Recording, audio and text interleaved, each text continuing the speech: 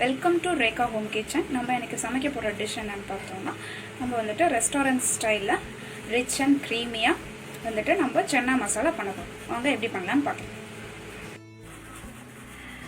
நம்ம இன்றைக்கி சமைக்க போகிற டிஷ் என்னென்னா சென்னா மசாலா. இதை எப்படி நம்ம வந்து டிஃபனுக்கு ப்ளஸ் கர்ட் ரைஸ் இதுக்கெல்லாம் வந்துட்டு சூட் ஆகுற மாதிரி எப்படி சமைக்கிறதுன்னு பார்க்கலாம். இப்போ பேன் நல்லா சூடாயிருச்சு. இப்போ நம்ம ஒரு 2 டேபிள் ஸ்பூன் ஆயில் போட்டுக்கலாம். ஆயில் நல்லா கொஞ்சம் ஹீட் ஆகட்டும்.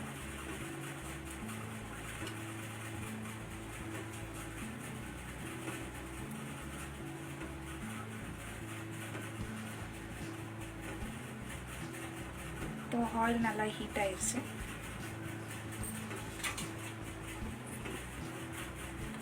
ஆயில் ஹீட் ஆனதும் நம்ம ஆனியன் போட்டுக்கலாம்.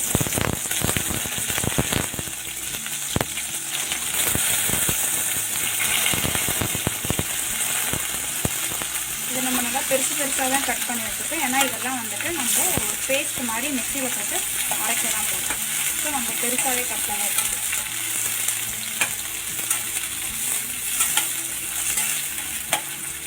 இது வந்துட்டு ஒரு 5 மினிட்ஸ்க்கு ஒரு கோல்டன் ப்ரௌன் ஆனால் போதும்.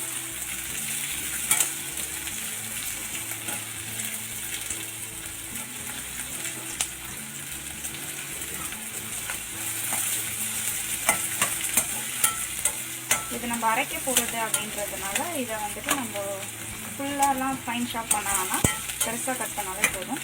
இது ஃபுல்லாக கோல்டன் ப்ரௌன் ஆகட்டும். நம்ம இதில் அதுக்குள்ளே மசாலாலாம் சேர்த்துக்கலாம்.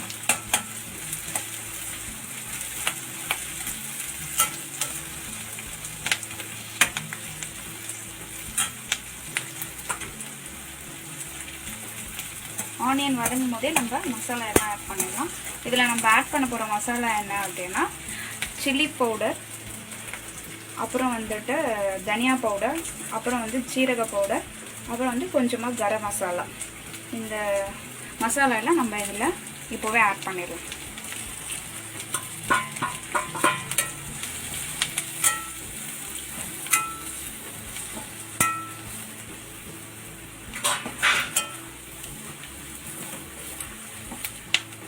மசாலாலாம் ஆட் பண்ணிவிட்டு நல்லா மிக்ஸ் பண்ணிடணும்.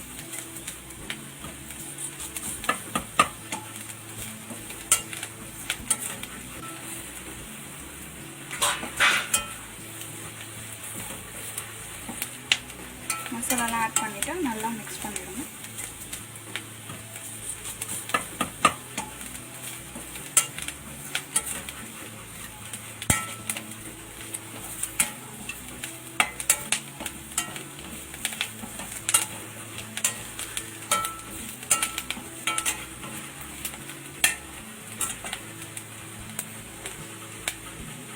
இதில் வந்துட்டு நம்ம ஒரே ஒரு பச்சை மிளகா ஆட் பண்ணிக்கலாம்.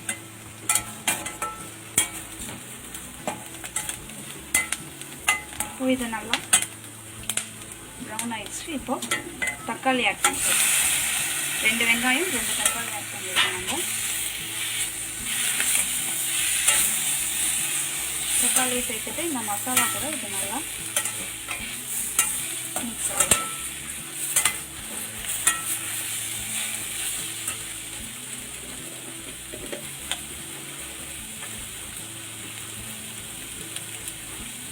இதில் நம்ம ஃப்ளேவருக்காக என்ன பண்ண போகிறோம்னா, ஒரு 5 கேஷ்யூ ஆட் பண்ண போகிறோம்.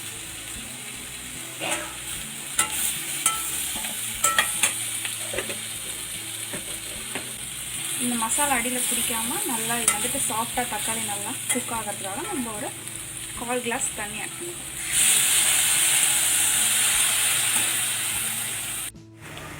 இப்போ வந்துட்டு நம்ம ஊற்றின வாட்டர் எல்லாம் வந்துட்டு ட்ரை ஆகிடுச்சு. ட்ரை ஆகிட்டு பாருங்கள், அந்த வெங்காயம் தக்காளி எல்லாம் நல்லா சாஃப்டாக குக் ஆகிடுச்சு. எல்லாமே நல்லா சாஃப்டாக ஆகிடுச்சு பாருங்கள். இப்போ நம்ம இதை என்ன பண்ணலாம் அப்படின்னா, கொஞ்சம் ஆற வச்சுட்டு நம்ம இதை மிக்சியில் போட்டு ஒரு ஃபைன் பேஸ்ட்டாக அரைச்சி எடுத்துக்கலாம். இப்போ வந்துட்டு இது நல்லா ஆறிடுச்சு. இப்போ நம்ம இதை மிக்சியில் போட்டுட்டு ஃபைன் பேஸ்ட்டாக லைட்டாக கொஞ்சமாக தண்ணி ஊற்றிட்டு, ரொம்ப தண்ணி ஊற்ற வேணாம், ஒரு திக் பேஸ்ட்டாக தான் வேணும். ஸோ லைட்டாக நம்ம வந்துட்டு தண்ணி ஊற்றி இதை அரைச்சி எடுத்துக்கலாம்.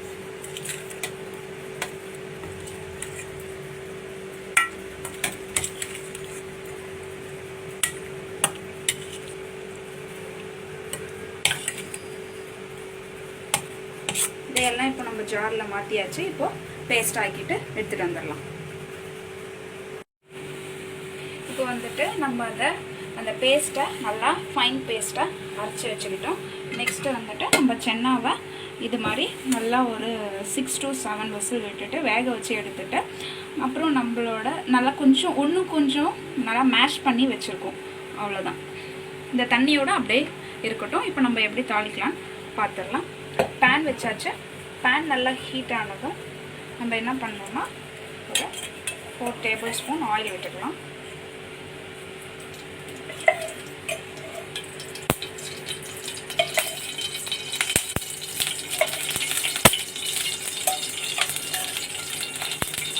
ஆயில் நல்லா ஹீட் ஆகட்டும்.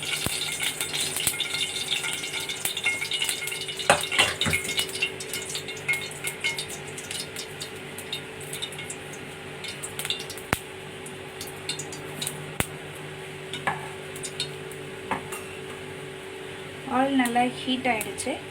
இப்போ ஆயில் ஹீட் ஆனதும் நம்ம என்ன பண்ண போகிறோம்னா ஒரே ஒரு பிரிஞ்சி இலை, அப்புறம் வந்துட்டு ஒரு பட்டை, சின்ன பட்டை, 2 ஏலக்காய் போட்டிருக்கோம், 2 கிராம்பு, ஒரு பிரிஞ்சி. இப்போ இதை நம்ம ஆயிலில் சேர்த்துக்கலாம். இதை நம்ம இப்போ ஆயிலில் சேர்த்ததும்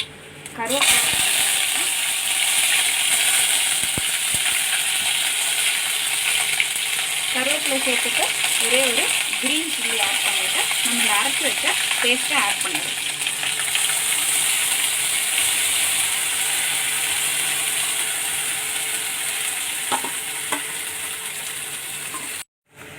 இப்போ நம்ம அந்த பேஸ்ட்டை இதில் ஆட் பண்ணியாச்சு. ஆட் பண்ணிவிட்டு ஒரு 5 minutes வந்துட்டு நம்ம க்ளோஸ் பண்ணி குக் பண்ணிக்கலாம்.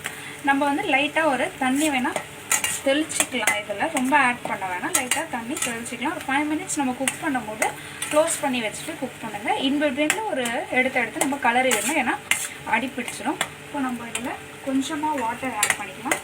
இந்த மிக்சியில் அரைச்சிக்கிறப்போ இந்த தண்ணி இருக்கும்ல, அந்த தண்ணியை நம்ம ஆட் பண்ணிக்கலாம். ஆட் பண்ணிவிட்டு இதை நல்லா கொதிக்கட்டும்.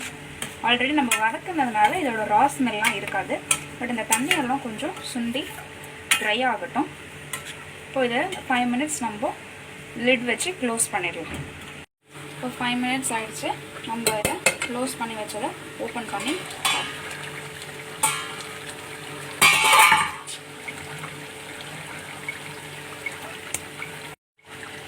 இப்போது இது வந்துட்டு நல்லா நம்ம ஊற்றின தண்ணியெல்லாம் ட்ரை ஆகி கொதிக்குது. கொதிச்சோடனே நம்ம இப்போது சென்னாவை இதில் ஆட் பண்ணிடுவோம். அந்த தண்ணியோடு ஆட் பண்ணணும். அந்த தண்ணியில் தான் வந்துட்டு ஃபுல் ஸ்ட்ரென்த் இருக்குது.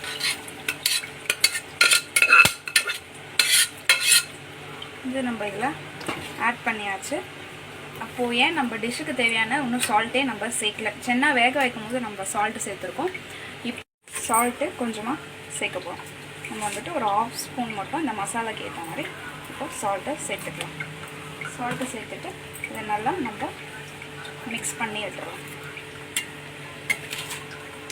மிக்ஸ் பண்ணி விட்டுட்டு இந்த மசாலா எல்லாம் இந்த சென்னாவில் இறங்குற அளவுக்கு ஒரு 5 minutes பாயில் ஆனால் போதும். அதுக்கப்புறமா நம்ம பாயில் ஆனோடனே பார்க்கலாம். நம்ம சென்னா போட்டு 5 minutes ஆகிடுச்சு. நம்ம இப்போது லிட் ஓப்பன் பண்ணி பார்க்கலாம். இப்போ பாருங்கள், நம்ம ஊற்றின தண்ணியெல்லாம் வந்துட்டு ட்ரை ஆகிடுச்சு. ஊற்றின தண்ணியெல்லாம் ட்ரை ஆகிட்டு நமக்கு கரெக்டான, இப்போ பாருங்கள், ரொம்பவும் நமக்கு தண்ணியாக இருக்கக்கூடாது. இது மாதிரி ஒரு கரெக்ட் கன்சிஸ்டன்சிக்கு இருந்தோம். இப்போ நம்ம ஸ்டவ்வை ஆஃப் பண்ணிவிட்டு நம்ம வேறு பவுலில் ட்ரான்ஸ்ஃபர் பண்ணிக்கலாம். இப்போ நம்ம வந்துட்டு வேறு பவுலில் ட்ரான்ஸ்ஃபர் பண்ணிவிட்டு சர்வ் பண்ண இப்போது ரெடியாக இருக்குது நம்ம சென்னா மசாலா. நம்ம வந்துட்டு பாருங்கள், கார்னிஷிங்காக கொஞ்சமாக கறி லீவ்ஸு அண்ட் கொரியாண்டர் லீவ்ஸு வச்சு பண்ணியிருக்கோம். நம்மளோட டேஸ்டான சென்னா மசாலா ரெடி ஆகிடுச்சு. இதை நீங்களும் வீட்டில் ட்ரை பண்ணி பார்த்துட்டு எப்படி இருக்குன்னு கமெண்ட் பண்ணுங்கள். இந்த வீடியோ பிடிச்சிருக்கோங்க லைக் பண்ணுங்கள், ஷேர் பண்ணுங்கள் அண்ட் எங்கள் சேனலை சப்ஸ்கிரைப் பண்ணுங்கள். அப்போ தான் எங்களோட ரெகுலர் வீடியோஸ் உங்களை வந்து சேரும்.